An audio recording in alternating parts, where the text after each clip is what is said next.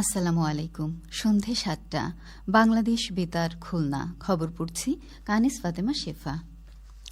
আইন, বিচার ও সংসদ বিষয়ক মন্ত্রী মোহাম্মদ আসাদুজ্জামান বলেছেন, ধর্ষণ বা যেকোনো গুরুতর অপরাধের সঙ্গে জড়িত ব্যক্তি অপরাধীদের আশ্রয়দাতা ও সহযোগীদের আইনের সর্বোচ্চ প্রয়োগের মাধ্যমে বিচারের মুখোমুখি করা হবে। রাজনৈতিক পরিচয় বিবেচনায় অপরাধীদের আশ্রয়ের কোনো সুযোগ নেই। তিনি আজ ঝিনাইদহ জেলা প্রশাসকের সম্মেলন কক্ষে জেলার সরকারি দপ্তরের কর্মকর্তাদের সাথে এক মত বিনিময় সভায় প্রধান অতিথির বক্তৃতায় কথা বলেন। আইনমন্ত্রী বলেন, নরসিংদী ও ঝিনাইদহের ধর্ষণ ও হত্যা মামলাও সর্বোচ্চ অগ্রাধিকার ভিত্তিতে বিবেচনা করা হবে। অপরাধীরা আইন অনুযায়ী কঠোর শাস্তি পাবে। দুর্নীতি বন্ধে সরকারি কর্মকর্তাদের বিরুদ্ধে কঠোর ব্যবস্থা গ্রহণ করা হবে উল্লেখ করে আইনমন্ত্রী মোহাম্মদ আসাদুজ্জামান বলেন, সরকারি যেটা বরাদ্দ হবে সেই বরাদ্দ জনগণের জন্য বরাদ্দ হয়।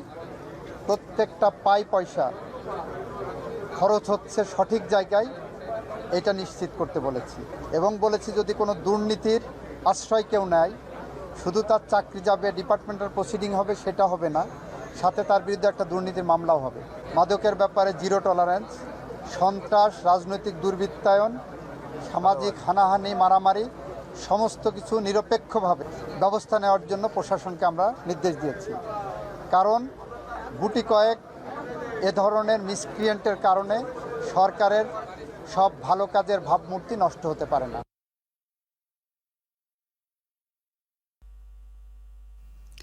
সংসদ সদস্য আলী আজম মোহাম্মদ আবু বকর, অধ্যাপক মতিয়ার রহমান এবং সংসদ সদস্য মাওলানা আবু তালেব, জেলা প্রশাসক মোহাম্মদ আবদুল্লাহ আল মাসুদ ও পুলিশ সুপার মাহফুজ আফজাল সহ বিভিন্ন দপ্তরের সরকারি কর্মকর্তাগণ এ সময় উপস্থিত ছিলেন। পরে আইনমন্ত্রী জেলা শৈলকুপা উপজেলা ডিগ্রি কলেজ মাঠে এক সংবর্ধনা অনুষ্ঠানে বক্তৃতা করেন। এছাড়া তিনি উপজেলা পরিষদ প্রাঙ্গণে বৃক্ষরোপণ কর্মসূচির উদ্বোধন করেন। বিদ্যুৎ, জ্বালানি ও খনিজ সম্পদ প্রতিমন্ত্রী অনিন্দ্য ইসলাম অমিত বলেছেন, সরকারি কর্মকর্তারা নির্ভয়ে কাজ করলে তাদের প্রতি আমার পূর্ণ সমর্থন থাকবে। কাজ করার জন্য কাউকে বিএনপি হতে হবে না।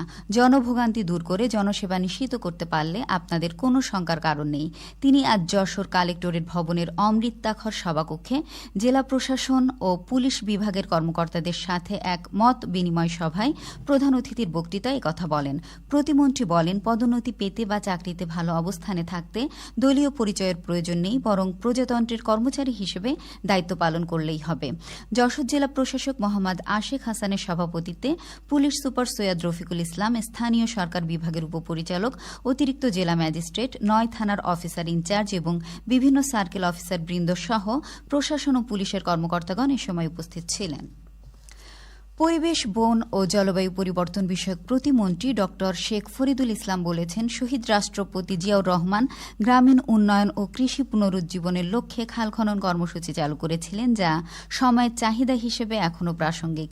তিনি আজ বাগেরহাটের মোংলার সাহেবের মেঠ গ্রামে মাদুর পাল্টা খাল পুনঃখনন কর্মসূচির উদ্বোধনকালে প্রধান অতিথির বক্তৃতায় কথা বলেন। প্রতিমন্ত্রী বলেন, পরিবেশ ও জলবায়ু বিপর্যয় থেকে নদী, খাল, বিল ও বন জঙ্গল রক্ষা করতে হবে এবং পরিবেশ দূষণকারীদের বিরুদ্ধে ব্যবস্থা নেওয়া হবে। উপজেলা নির্বাহী কর্মকর্তার সভাপতিত্বে স্থানীয় জনপ্রতিনিধি ও প্রশাসনের কর্মকর্তাগণ এ সময় উপস্থিত ছিলেন। বেসরকারি উন্নয়ন সংস্থা CNRS এর নবপল্লব প্রকল্পের আওতায় কেয়ার বাংলাদেশ মোংলায় প্রথম পর্যায়ে 6টি খালের 12.55 কিলোমিটার পুনঃখনন এবং একটি পুকুর খনন করা হবে।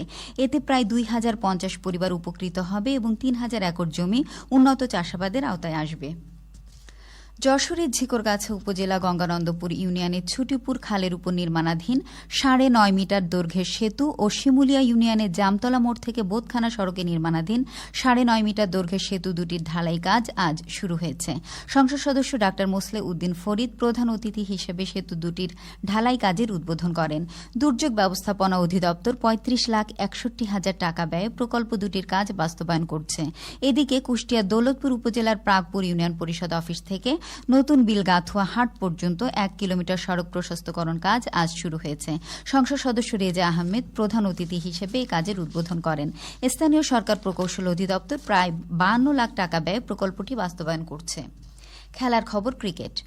মাগুরা জেলা স্টেডিয়ামে ৪৪তম জাতীয় চ্যাম্পিয়নশিপ ক্রিকেট লিগের আজকের খেলায় ভোলা জেলা দল ৫৫ রানে নড়াইল জেলা দলকে পরাজিত করেছে। ভোলা জেলা দল প্রথমে ব্যাট করে নির্ধারিত ৪৯ ওভারে ৬ উইকেটে ১৮০ রান সংগ্রহ করে। জবাবে নড়াইল জেলা দল ২২ ওভার ১ বলে সবকটি উইকেট হারিয়ে ১২৫ রান করতে সমর্থ হয়।